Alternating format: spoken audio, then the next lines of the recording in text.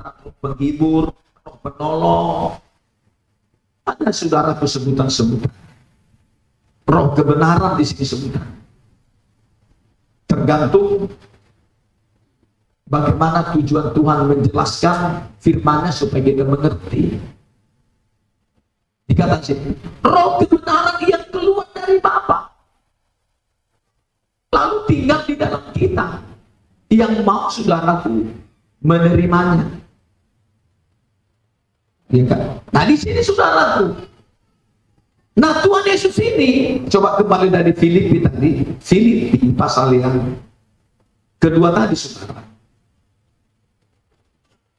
Disebut mereka ini, kita di sini, Bapa, Firman, Roh Kudus, ini kedudukannya setara. Lihat di sini. Kata-kata ini lihat ya. Ayat yang ke-6, yang walaupun dalam rupa Allah tidak menganggap kesetaraan dengan Allah itu sebagai milik yang harus dipertahankan. Ini setara, Bapa, Yesus dan Roh Kudus setara. Mereka ini setara. Penuh dengan kemuliaan. Nah, kesetaraannya inilah yang dia tinggalkan di sorga saudara. Ya, dia tinggalkan saudaraku kesetaraan dari sorga. Dia rela menjadi manusia miskin.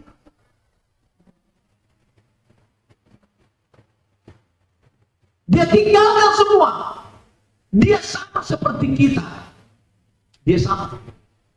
Dia mengambil rupa sebagai hamba. Dia manusia biasa seperti kita di bumi ini. Kata firman di sini, dia miskin. Makanya saudara, kalau kita membaca saudara tuh bagaimana kemiskinannya, dimulai dari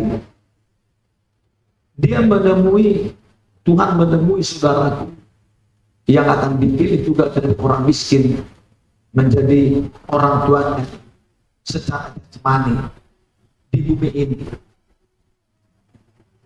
yaitu Maria dan Yusuf. Mereka ini orang miskin. Dia menempati satu keluarga yaitu pada orang miskin, yaitu Maria dan Yusuf. Miskin mereka ini. Bahkan waktu Tuhan Yesus ini saudaraku sudah besar, mereka ini masih menumpang-numpang rumah.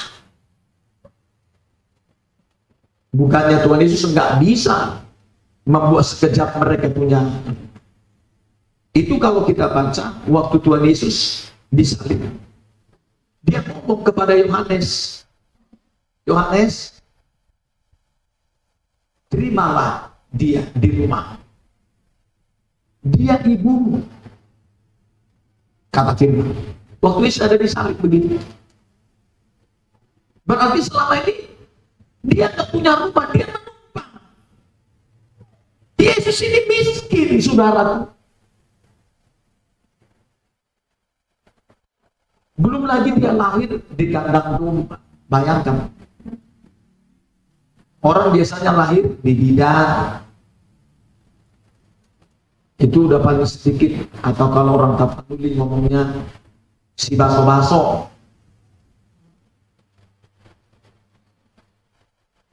Kalau dia tidak ada yang menolong dalam arti secara jasmani,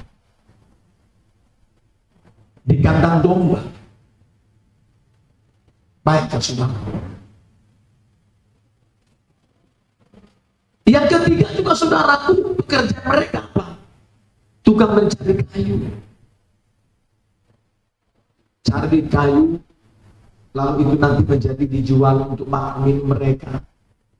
Tukang kayu mereka. Demikian lagi saudaraku terus bertumbuh menjadi besar.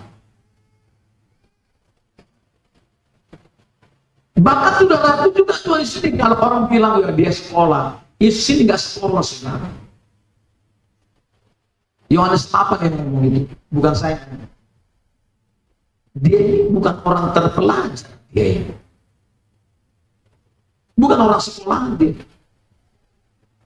Itu kata firman ya, kalau saudara baca Yohanes 8 dan Yohanes pasal 7.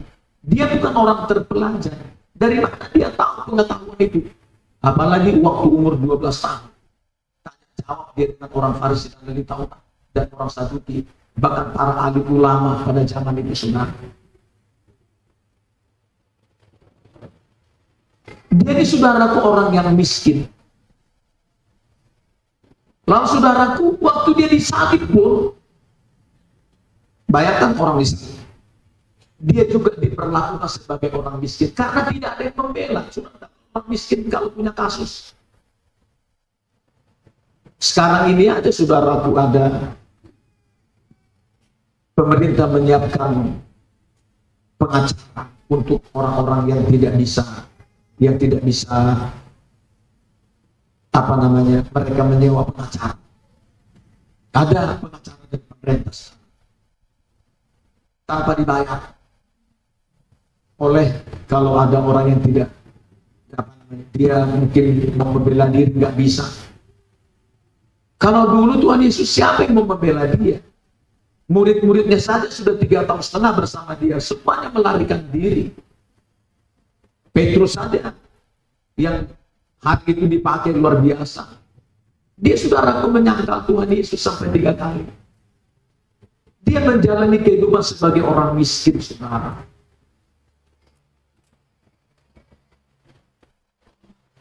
Jadi nggak ada yang membela dia. Lalu saudaraku waktu meninggal, waktu dia mati, selesai dia disalib. Dia saudaraku kuburan yang nebeng. Kuburannya Yusuf dari Arimatea. Dia sudah bikin duluan kuburannya. Supaya nanti siapa tahu ada anggota keluarganya mungkin pikir Yusuf dari Arimatea, dan dia juga adalah seorang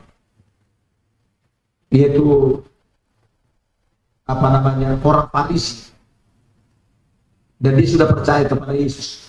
Nah, dia juga kuburannya numpang, kuburan Yesus numpang, saking miskinnya saudara. Padahal saudara tuh dia setara dengan Bapa. Apa saja dia bisa lakukan. Tapi saudaraku, dia mengosongkan semua kesetaraan itu, kemuliaan yang penuh itu, dia tinggalkan di surga. Dia miskin seperti kita. Tapi apa tujuannya dari kemiskinan kata itu? Supaya kita yang miskin ini menjadi kaya, saudara. Menjadi kaya. Lewat kemiskinannya. Dia memang harus memasuki kemiskinan itu, memasuki kehidupan manusia yang miskin. Dia mengambil kemiskinan itu, dan ketika dia sudah ambil kemiskinan itu, dia salibkan di Golgota, supaya dia jadikan kita menjadi kaya.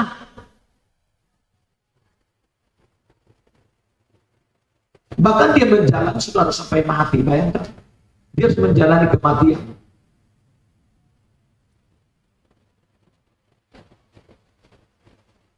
Nah saudaraku, waktu dia bangkit kembali saudara, disitulah dia mengalami kemenangan. Dia berhasil mengambil kemiskinan itu.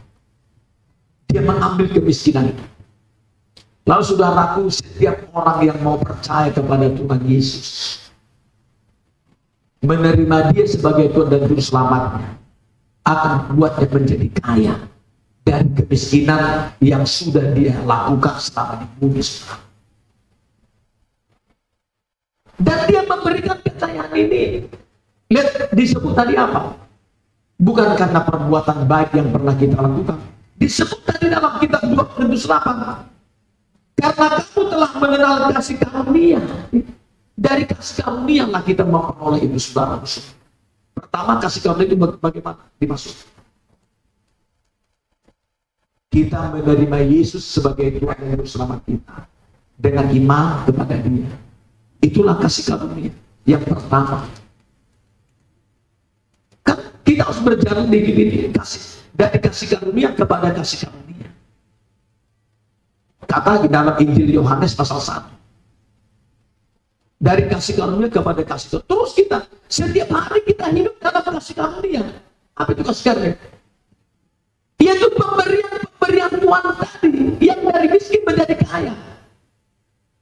Dia menjadi kemiskinan supaya, saudaraku, kita memperoleh kekayaan yang dimaksud untuk kita itu dari kasih karunia yang diberikan kepada kita setiap hari. Disitulah kita memperoleh kekayaan Tuhan itu, saudara. Dari kasih karunia.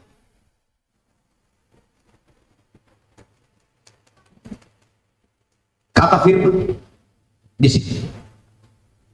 Makanya kalau kita keluar dari kasih karunia, kita nggak mendapatkan kekayaan itu. Ya, kita nggak dapat. Dikatakan ayat yang ke-9 ini tadi, karena kamu telah mengenal kasih karunia Tuhan kita Yesus Kristus.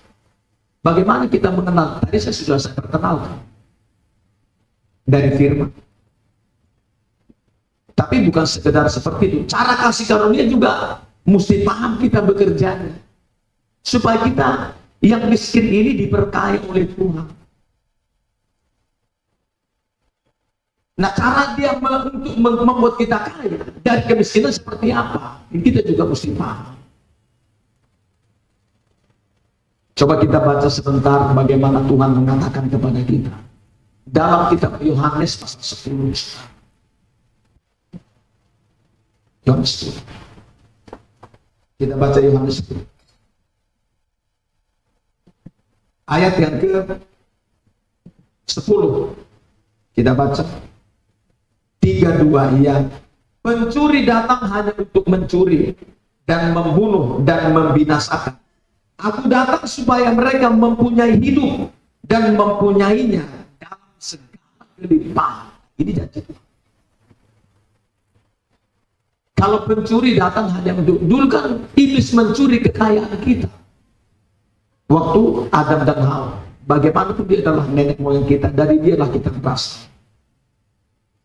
Dulu mereka kaya, saudaraku, di Taman Eden. Luar biasa. Tapi iblis mencuri kebahagiaan mereka, kekayaan mereka. Ya, dengan dustanya itu. Karena dia memang adalah bapa dari segala bapa pendusta. Dia mendustai. Dia mengambil semua. Mencuri, saudaraku, kemuliaan yang diberikan itu. Sehingga, saudaraku, Adam dan Hawa menjadi miskin. Segala-galanya.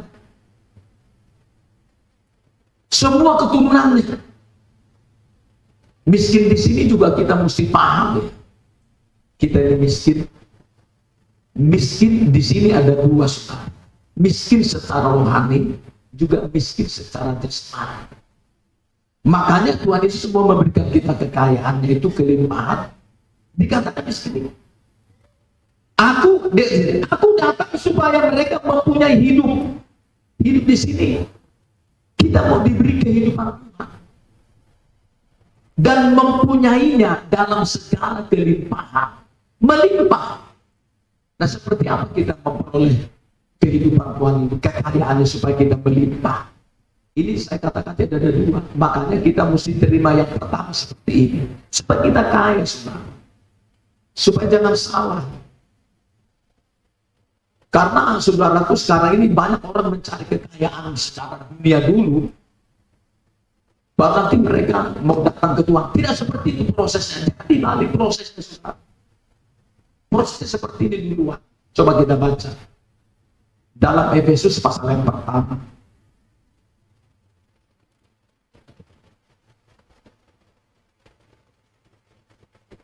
Ini dulu yang diberikan kepada kita.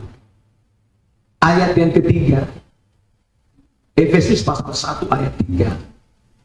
32, yang terpujilah Allah dan Bapa Tuhan kita Yesus Kristus, yang dalam Kristus telah mengaruniakan kepada kita segala berkat rohani di dalam surga. Yang pertama ini kita harus terima dulu berkat rohani supaya kita melimpah. Apa berkat rohani? Kelimpahan firman. Kalau dalam Kolose 3 berkata, hendaklah kamu kaya dalam.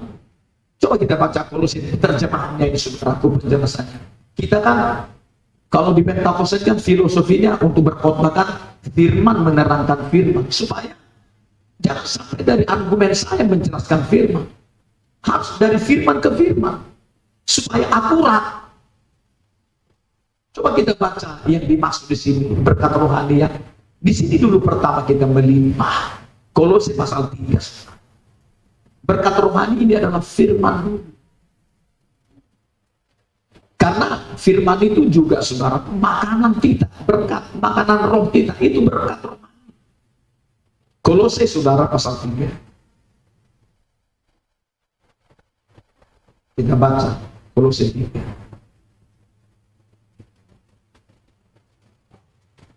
Ayat yang ke-16.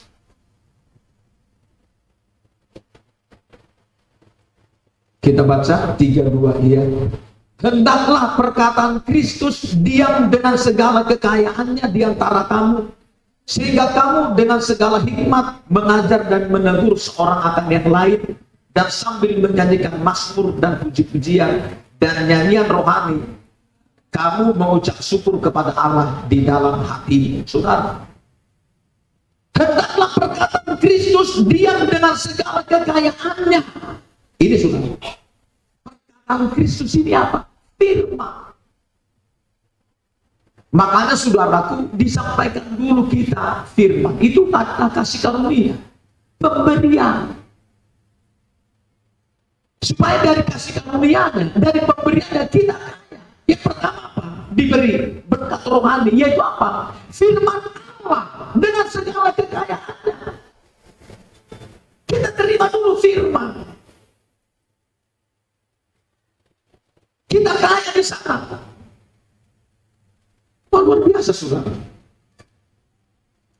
Makanya saudaraku, kalau kita duluan mencari yang kelihatan ini baru firman Allah, kan ada orang yang ngomong begini, Pak, tunggu dulu nanti saya punya mobil, kaya dulu, saya baru datang ke kebaktian. Yang nggak seperti itu saudaraku prosesnya. Kalau Tuhan Yesus mengatakan kalau seperti itu prinsip orang Kristen, saudaraku, tunggu kaya dulu.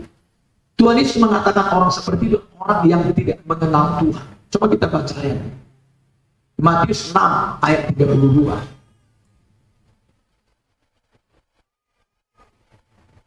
Kita baca ayat 32. 3 ayat 31 dan 32. 32 ayat. Sebab itu janganlah kamu khawatir dan berkata, apakah yang akan kami makan? Apakah yang akan kami minum? Apakah yang akan kami pakai? Semua itu dicari bangsa-bangsa yang tidak mengenal Allah.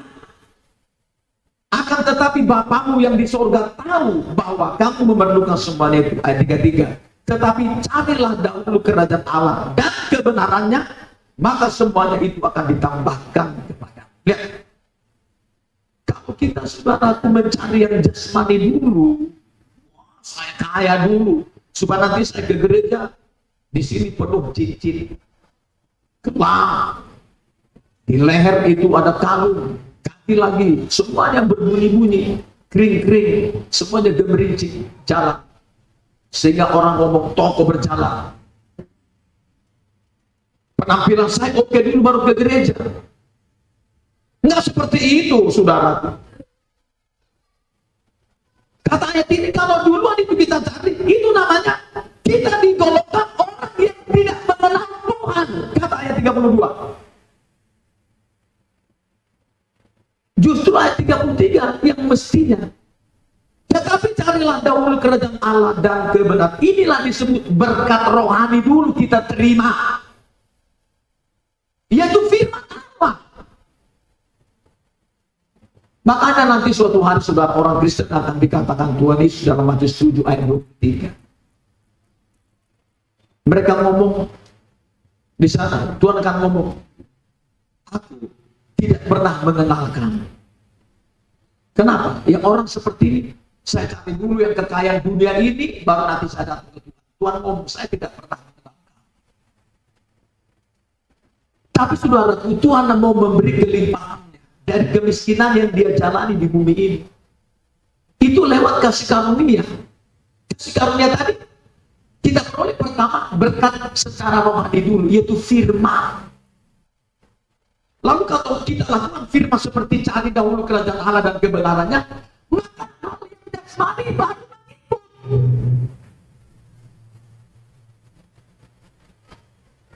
Begitu saudaraku prosesnya saudaraku di dalam Tuhan untuk memperoleh tadi yang kata Tuhan, aku datang untuk memberikan kamu hidup dan mempunyainya dalam segala kelimpahan. Jadi saudaraku, jangan sampai saudaraku kita ini tidak memiliki firman. Harus tahu firman Tuhan. Sebab di firman itulah nanti tergenapi, disitulah kita akan diperkaya juga secara jasmani. Dari firman. Jadi kalau kita memperoleh sebuah kekayaan bukan karena firman Tuhan, ya, nah itu disebut saudaraku, kita belum mengenal Tuhan.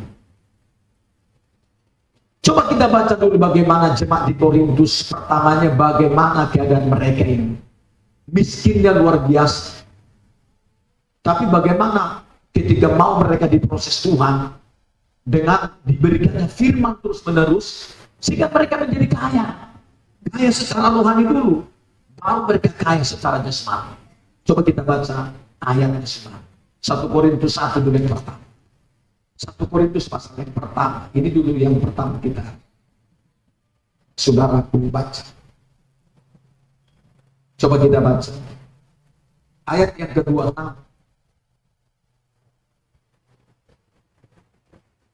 Sampai 29. Kita baca 32 ya. Ingat saja saudara-saudara, bagaimana keadaan kamu ketika kamu dipanggil. Menurut ukuran manusia, tidak banyak orang yang bijak, tidak banyak orang yang berpengaruh, tidak banyak orang yang terpandang. Tetapi apa yang bodoh bagi dunia, dipilih Allah untuk memalukan orang-orang yang berhikmat. Dan apa yang lemah bagi dunia, dipilih Allah untuk memalukan apa yang kuat. Dan apa yang tidak terpandang dan yang hina bagi dunia, dipilih Allah. Bahkan apa yang tidak berarti, dipilih Allah untuk meniadakan apa yang berarti, supaya jangan ada seorang manusia pun yang memegahkan diri di hadapan Allah. Jemaat di Korintus dulu saudara, awalnya mereka ini orang miskin sekali secara rohani. Mereka bukan orang terpandang, bukan orang berhikmat. Mereka ini orang bodoh, orang lemah, orang yang tidak berarti, orang yang hina. Nggak ada apa-apanya mereka. Kata ayat ini, tapi setelah sampai ke sana kasih karunia oleh Paulus menyampaikan firman, mereka terima berkat rohani itu, yaitu firman yang disampaikan Paulus. Sebab di berkat rohani itu saudara, disitulah mereka akan memperoleh kekayaan itu. Itu kasih karunia pemberian. Seperti sekarang, saya menyampaikan firman ini pemberian tidak ke kita ini. Bukan kuat gagah kita. Atau saya menyampaikan karena bisa saya. Enggak, saudara. Semua pemberian. Lalu ini saya berikan.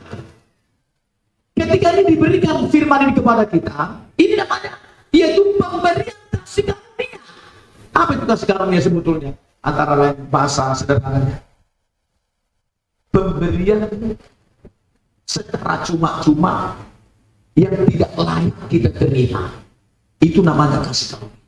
Itu saya sering dengar orang kalau di sinode penjelasan tentang kasih karunia, pemberian yang cuma-cuma, yang tidak layak kita terima. Kan kita tidak layak menerima semuanya, padahal kita kan juga berdosa.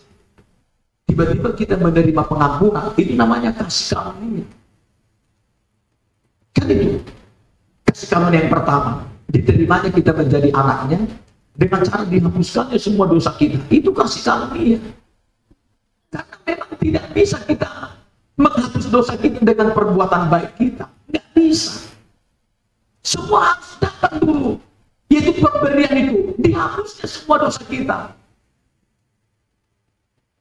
Tanpa bisa kita bayar. Cuma-cuma semua. Itu namanya kasih karunia. Nah saudaraku, setelah diampuni dosa-dosa orang Korintus ini, saat awal saudaraku, kondisi mereka seperti apa? Mereka miskin. Secara rohani, apalagi jasmani. Tapi ketika mereka, saudaraku, coba kita baca, mereka mau diproses oleh Paulus lewat pemahaman firman yang disampaikan terus oleh Paulus ini. Jemaat di Korintus secara bertahap mereka ini menjadi kaya, saudara. Pertama kaya rohani dulu, baru mereka menjadi kaya jasmani, saudara. Coba kita baca ya. Dalam 2 Korintus 8 tadi, saudara. 2 Korintus 8, lihat. 2 Korintus 8. Lihat, luar biasa, saudara. Ayat yang ke-7.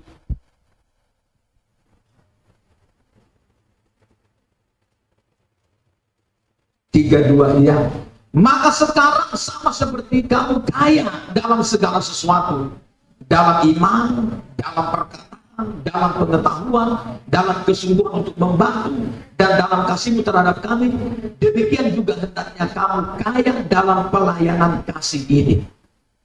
Ini sudah include ya. Mereka ini kaya dibuat Tuhan secara rohani dulu. Bagaimana dikatakan kaya dalam iman? Wah, luar biasa. Ini saudaraku, awalnya imannya itu menjadi kaya. Artinya di sini seperti dalam 1 Tesalonika, apa yang masih kurang pada imanmu, nanti aku datang akan menambahkan lagi kepada. Jadi saudaraku, iman yang kaya dimaksud di sini. Mereka ini saudaraku sudah di sana iman mereka bertumbuh dan iman yang bertambah. Ini namanya kaya dalam iman. Kan dikatakan imanmu sudah bertambah. Ayat yang lain juga berkata dalam kitab 2 Timotius 3, imanmu bertumbuh. Jadi bertambah dan bertumbuh. Apa kalau biasa? Ini orang yaitu Korintus, awalnya mereka miskin, tapi karena mereka tekun mau saudaraku diajari oleh Paulus bersama dengan saudaraku hari itu rekan sekerjanya menyampaikan firman kepada orang Korintus, lama-lama mereka menjadi kaya. Kaya dalam iman. Bayangkan kalau iman ini kan kalau sifat bertumbuh dia. Seperti Matius 13, kalau kau punya iman sebesar biji sesawi saja, kamu bisa memintakan. Iman bisa itu maksudnya apa? Iman yang bertumbuh dan yang bertambah. Bayangkan dia adalah sayur, bisa dia melebihi tingginya dari pohon. Itu namanya mustahil. Jadi mereka punya iman, mampu mengimani yang mustahil menjadi tidak mustahil. Mampu mereka mengimani yang tidak mungkin bisa menjadi mungkin. Itu jemaat yang ada di Korintus, saudara. Bertumbuh iman mereka. Makanya iman tidak bertumbuh di mana, saudara? Kan ada dua cara iman yang bertumbuh kan. 2 Korintus 3. Iman bertumbuh pertama lewat penganiayaan atau ujian-ujian. Yang kedua lewat pembacaan Alkitab. Kan kita harus diuji dulu baru naik kelas kan. Iman kita harus diuji dong. Dikatakan Yakobus 1, iman yang tahan uji. Diuji dulu baru iman kita. Dan setelah kita kalau udah lulus dinaikkan lagi nanti iman kita. Tadinya kita hanya bisa mengimani yang kecil-kecil, mengimani saat ini sesuap nasi. Besok mulai buka sesuap nasi, 1 karung beras. Ketika mulai bertambah lagi firman, dia mampu mengimani. Saya hari ini pasti melipat dari hari kemarin. Ketika bertambah lagi firman yang mereka dengar dari Paulus, mereka mampu mengimani, saudara. Bukan lagi sesuap nasi, tapi segenggam emas. Mereka sudah mampu mengimani yang tidak mungkin bisa menjadi mungkin.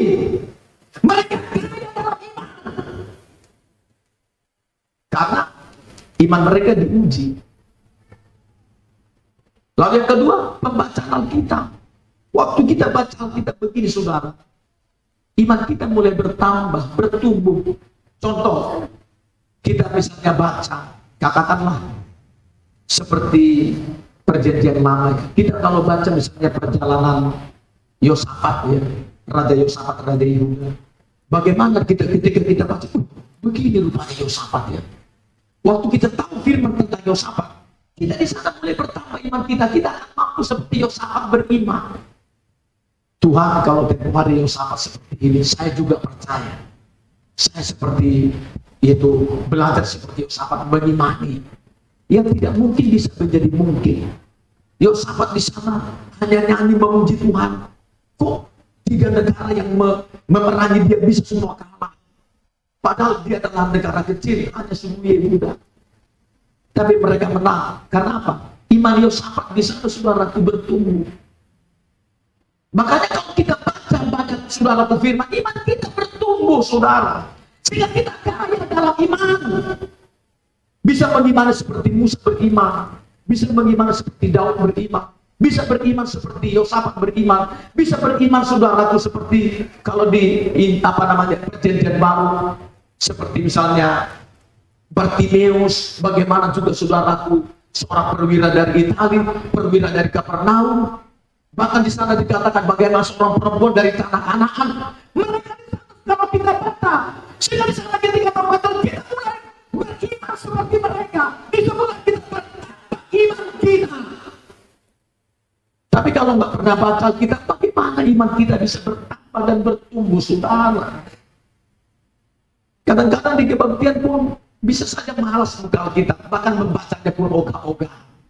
Bagaimana iman kita bertambah? Sementara untuk kita diberkati Tuhan dengan kelimpahan, kita mesti ada iman.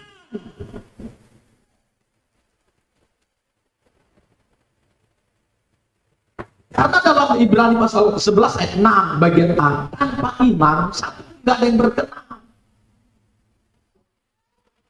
Ini mereka kaya dalam perkataan. Artinya kalau mereka ngomong itu ngobrol, mereka sudah rohani, saudara.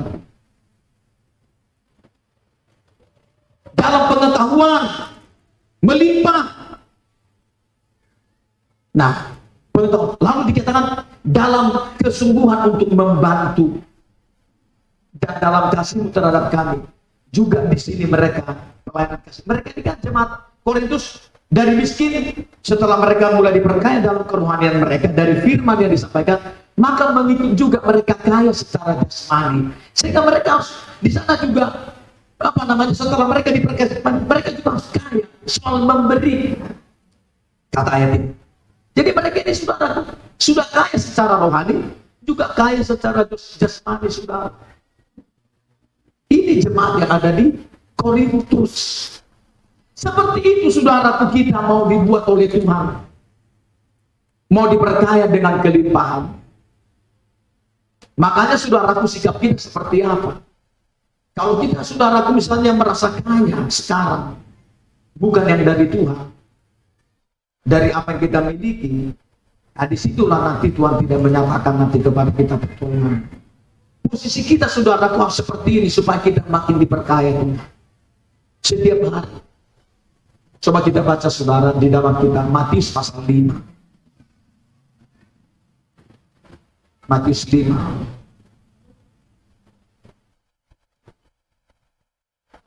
Kita baca saudara Matius 5.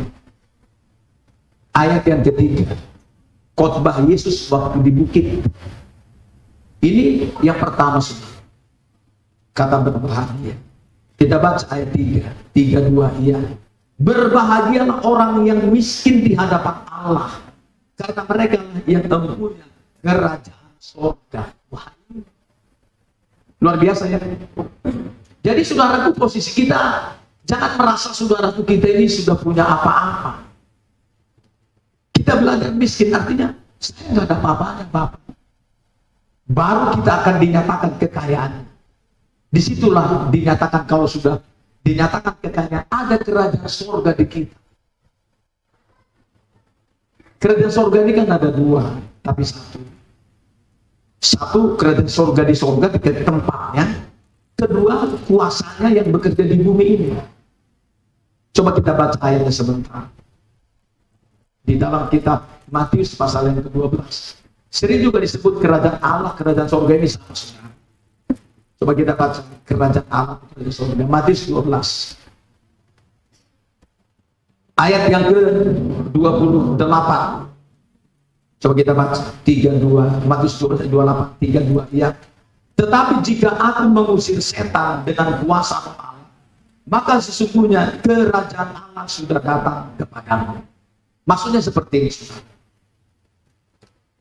Ketika saudaraku firman itu kita terima, lalu kita lakukan, kita laksanakan, maka Tuhan nanti akan bekerja di firman-Nya itu, sehingga firman yang kita percaya, kita terlaksana. Nah, waktu terlaksana itulah disebut kepada kita sudah dinyatakan kerajaan Allah atau kerajaan surga di bumi ini. Makanya saudaraku, setiap hari kita belajar, saya tidak ada apa-apanya. Lalu saudaraku, ketika kita seperti Yesus mengosongkan diri dulu, Tuhan menyatakan kepenuhannya. Bapa di surga memberikan kepenuhannya kepada dia. Makanya apapun yang dia lakukan, ketika apapun yang dilakukan oleh firman yang didengar dari Bapa terlaksana, disitulah saudaraku kerajaan Allah dinyatakan, kerajaan surga dinyatakan kepada kita.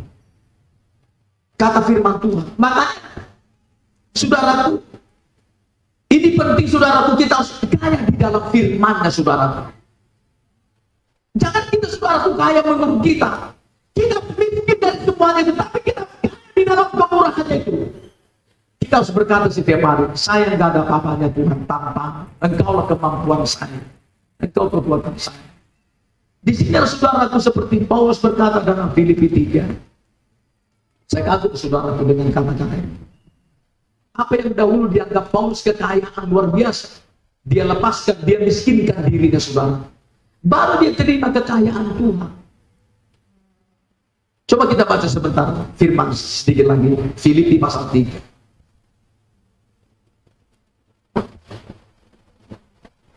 Filipi 3.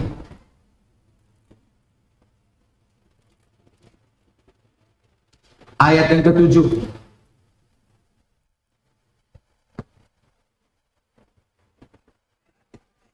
Sampai dengan 9, 32 ya. Tetapi apa yang dahulu merupakan keuntungan bagiku, sekarang kuanggap rugi karena Kristus. Malahan segala sesuatu kuanggap rugi karena pengenalan akan Kristus Yesus Tuhanku lebih mulia daripada semuanya. Oleh karena Dialah aku telah melepaskan semuanya itu dan menganggapnya sampah, supaya aku memperoleh Kristus dan berada dalam Dia bukan dengan kebenaranku sendiri karena mentaati hukum Taurat, melainkan dengan kebenaran karena kepercayaan kepada Kristus, yaitu kebenaran yang Allah anugerahkan berdasarkan kepercayaan. Saudara lihat, Paulus saudaraku dulu dia merasa dirinya kaya. Dia lahir dia disunat pada ke-8 suku Benyamin, orang Farisi. Tentang hukum Taurat dia paham, bahkan sama dengan gurunya pemahamannya seperti itu. Guru besarnya namanya Gamaliel. Tentang pengetahuan adat istiadat, dia tuh ada orang Yahudi, dia lebih maju, kata Galatia pasal 1 semua. Tapi itu dulu kebanggaan dia saudaraku merasa bahwa dengan itu dia sudah kaya. Ternyata Tuhan ngomong, lepaskan semua itu, jadikan itu sampah. Saya baru memenuhimu dengan kekayaanku. Miskinkan dulu dirimu. Seperti itu. Jangan kau anggap apa-apa itu. Baru Tuhan memenuhi Paulus saudaraku dengan pemahaman firman.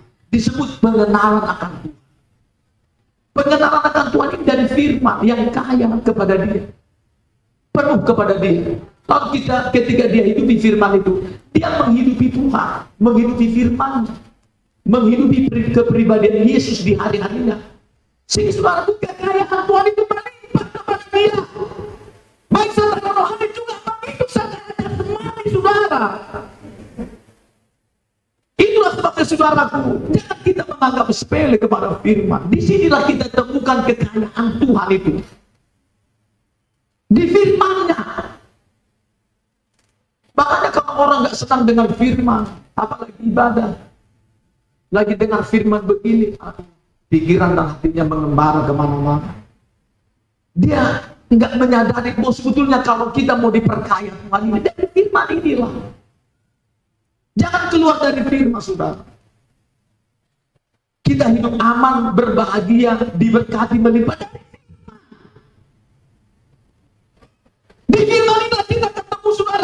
kekayaan Tuhan, pemberiannya itu.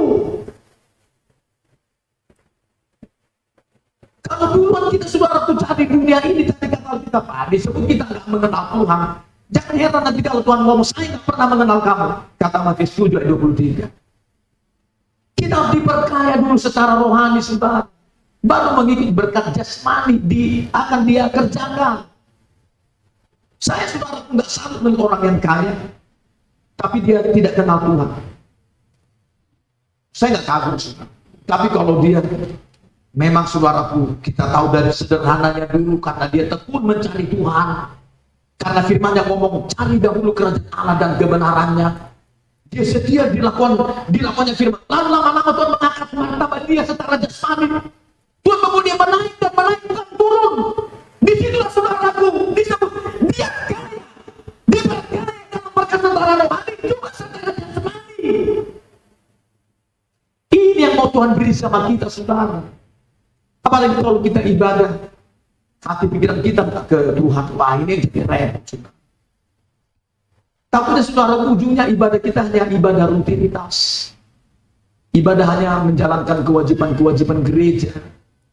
Bukan karena kasih karunia yang bekerja. Contoh di sini kita lihat karena kasih karunia pemberian kan. Saudara tak ibadah ini karena apa? Kan dari firman kan. Itu. Lalu firman ini bekerja bagaimana caranya? Kayak itu tadi. Firman yang ada di roh kita mengirim di otak kita, di pikiran, lalu pikiran kita di otak kita membentuk semua saraf-saraf mengatakan kamu harus beribadah. Lalu tubuh kita ini, yaitu saraf-saraf kita menggerakkan semua anggota tubuh sehingga kita datang ibadah. Ini pemberian, ini kasih karunia. Makanya saudaraku, kalau saya melayani, apalagi kalau misalnya kemana-mana saya semua sehat diberkati Tuhan begitu ya. Secara ketika sudah melakukan hal-hal rohani diberkati jasmani juga. Saya katakan itu semua pemberianmu Bapa. Sedikit pun gak ada yang bisa saya lakukan untuk ini. Semua karena Engkau yang mengerjakan. Saya terus miskin di hadapan Tuhan. Saya gak ada apa-apanya Bapa. Ketika saya miskin di hadapan Allah, disitulah kerajaannya. Ternyata firman-Nya terlaksana. Tapi kalau kita merasa ada apa-apa, Tuhan bekerja di situ. Saya selalu berkata gitu kalau udah saya berdoa. Apalagi mendoakan, yaitu saudaraku, saya bersyukur ya. Bapak mengulang tadi malam cerita, tadi kan baru dari Batu Raja tadi. Kan saya ditelepon, saya nggak tahu saudaraku, mungkin karena telepon ada di ruang tamu. Malam-malam, Bapak ini nggak bisa tidur, gelisah, sakit perut katanya, sakit di pinggang, sakit pun nggak bisa apa-apa gitu. Waduh, saya nggak tahu kan. Lalu saya berangkat pagi, bangun, berdoa, persiapan ke kantor, saya pergi kerja. Sampai tempat kerja, saya ditelepon. Ada apa ini maksudnya? Sang Bapak itu berhenti, merasa sakit. Saya sakit Pak, tolong Pak. Saya didoakan, saya udah nggak tahan ini. Oke, mari kita berdoa. Berdoa kami saudara dengan video. Ya kan? Lalu kita bilang, Bapak, bukan kepada saya dia minta tolong. Saya nggak ada apa-apa. Saya orang miskin. Saya kaya dari kekayaanmu, dari firman. Firman ngomong. Lalu kita berdoa di dalam nama Yesus. Penyakit itu sembuh. Seketika sembuh. Tadi malam dia bersaksi. Dengan senyum-senyum dia tertawa. Saya sudah sehat ini Pak. Setelah selesai berdoa, saya rasakan langsung tiba-tiba. Tapi kalau saya mengatakan, saya ini sudah hamba Tuhan yang apa ini? Saya merasa saudaraku saya punya apa-apa. Nggak bakal berlanjut saudara pemberian Tuhan. Nggak berlanjut kasih karunia. Saya beritahu kita. Tapi kalau kita berkata, kesanggupanku itu bekerja. Saya nggak ada apa-apanya Bapak. Baru Tuhan mengisi kita dengan kekayaannya. Ketika kita terima kekayaan, kita disebut kaya, melimpah. Maka belajar kita harus berbahagia orang yang miskin di hadapan Allah. Baru dinyatakan kerajaannya terjadi. Yaitu perbuatan firman terlaksana. Itu yang terjadi. Belum lagi tempoh hari ada telepon, Pak, ini dari Batam, bukan dari tangan dia, dari Batam. Pak, tolong saya Pak, ada apa? Istri saya mau lahiran, tapi dokter mengatakan Pak, gak bisa ini karena jantungnya lemah. Anak itu jantungnya lemah, apa itu istrinya bagaimana? Tolong Pak didoakan Pak. Terima kasih atas jangan sekarang kita berdoa, saya bilang. Sekarang berdoa. Lihat telepon ini. Mana istrimu? Saya bilang, kau tumpah tangan dulu di bagian apa namanya perutnya.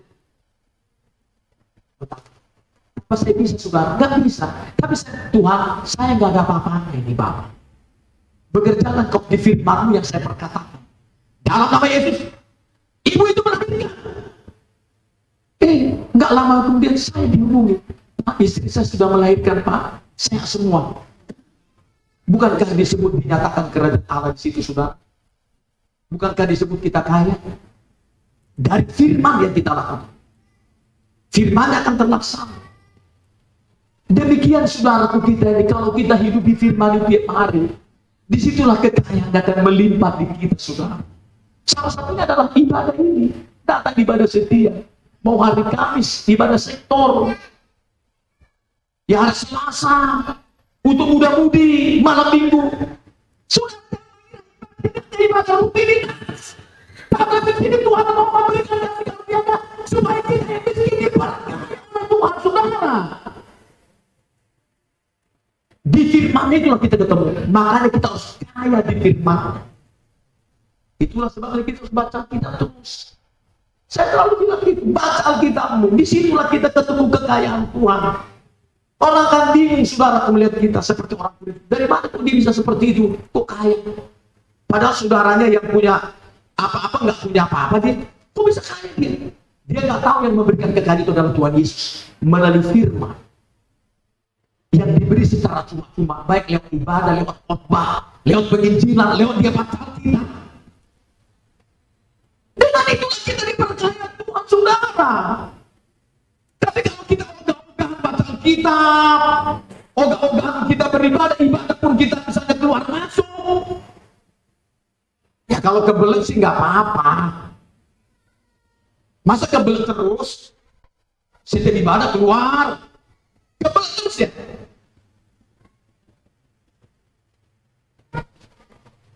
Di situ berarti hati dan pikiran kita nggak fokus sama Tuhan. Kalau Yesus, dia mengosongkan dirinya, dia taat kepada Bapaknya sampai dia mati. Taat nggak kita di ibadah ini, saudara? Dia mengosongkan dirinya dengan ketaatannya kepada apapun perintah Bapa. Makanya dibilang hendaklah kamu mempunyai pikiran dan perasaan yang seperti itu. Seperti cara Yesus, saudaraku, berpikir dan berperasaan. Merasa bersalah kalau melakukan yang kurang baik dalam ibadah. Merasa bersalah kalau tidak berdoa. Merasa bersalah kalau tidak kebaktian. Kan begitu saudara kita ini, mestinya kan. Mati terus kita, yaitu kita tingkatkanlah kualitas ibadah kita. Datang ibadah juga malam. Di situ Tuhan akan memberikan, kalau ibadah malam, di situ Tuhan mau memberikan kekayaan-Nya, yaitu kasih karunia, firman yang mau Dia berikan kepada kita dengan Tuhan cuma saudara, supaya oleh firman itu kalau kita lakukan, firman yang terlaksana. Di situlah kita kaya saudara di dalam Tuhan. Kalau saudara kaya, saudaraku tanpa Tuhan, Tuhan ngomong, aku tidak pernah mengenal kamu.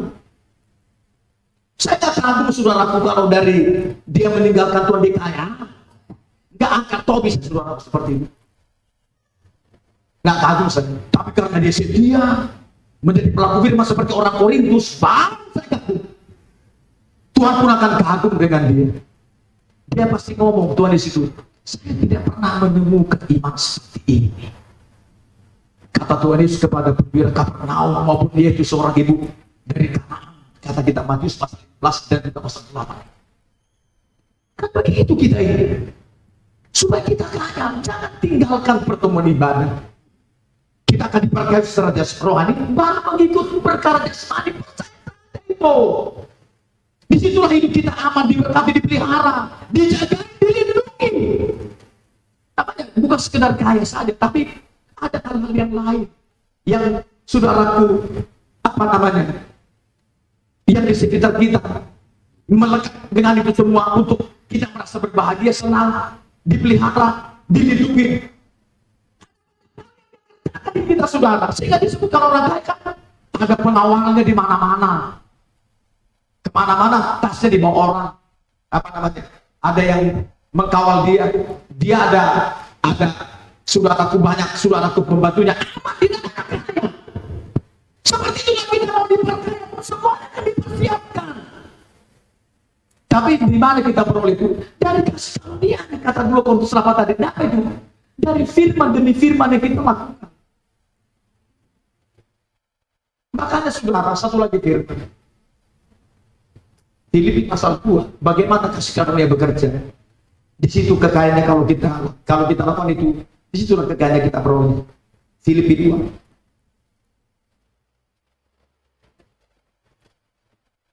Ayat yang ke-13.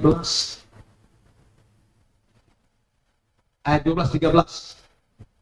Filipi 2:3-2 ya. Hai saudara-saudaraku yang kekasih, kamu senantiasa taat. Karena itu tetaplah kerjakan keselamatanmu dengan takut dan gentar. Bukan saja seperti waktu aku masih hadir, tetapi terlebih pula sekarang waktu aku tidak hadir. Karena Allah lah yang mengerjakan di dalam kamu baik kemauan maupun pekerjaan menurut kerelaan. Saudara, kita mengerjakan firman ibadah, saudara tahu kenapa? Allah yang mengerjakan kemauan. Ketika kita menginjil, Allah yang mengerjakan kemauan menginjil. Ketika kita beri persembahan, Allah yang mengerjakan kemauan memberi persembahan. Ketika kita berdoa bagi Allah yang mengerjakan kemauan berdoa. Makanya kalau berdoa sama Tuhan, luar biasa doa ya Bapak. Semua ini luar biasa saja. Saya berdoa ini saja, bukan kuat gagah saya, tapi Engkau yang mengerjakan kemauan berdoa di dalam saya sekarang. Terima kasih untuk kepercayaan. Saya lakukan berdoa. Saya baca Alkitab, ada kemauan. Bukan saya yang mengerjakan ini kemauan, tapi Engkau yang mengerjakan kemauan di dalam saya. Jadi karena Dia mengerjakan kemauan, disitulah saudaraku, kita nggak ada apa-apanya. Sedikit pun bukan karena kuat gagah kita. Mengerjakan apa? Baik berdoa, batal kita, datang beribadah, hidup dalam firman Tuhan, itu kan pemberian.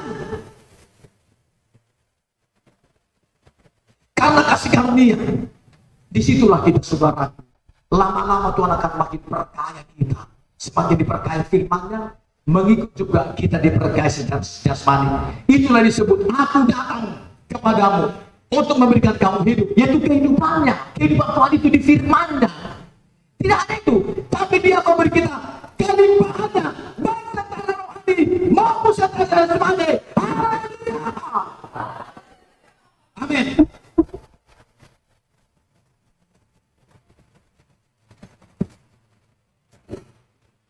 Kita semua berdiri.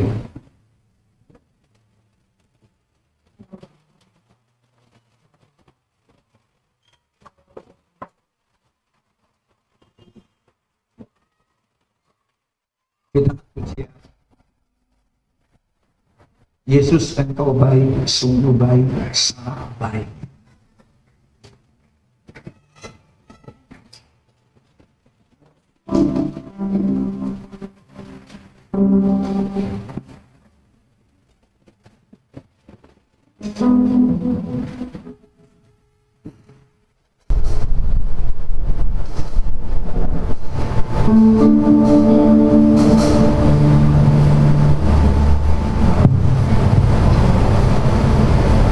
Yesus Engkau baik.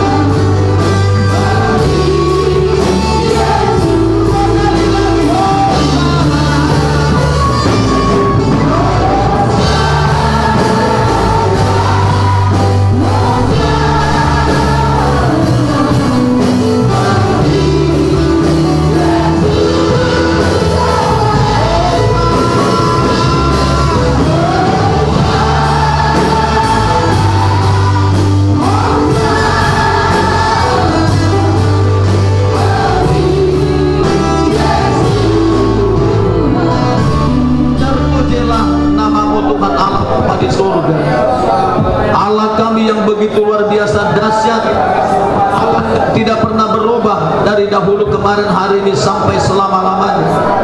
Yang kami sembah Engkau Bapa di dalam nama Tuhan Yesus Kristus. Kami sangat bersyukur kepada Bapa yang telah mengerjakan ibadah hari ini sebagai sebuah wujud kasih karunia yang Tuhan telah kerjakan di tengah-tengah pelayanan-Mu hari ini Bapa. Apalagi terutama kami telah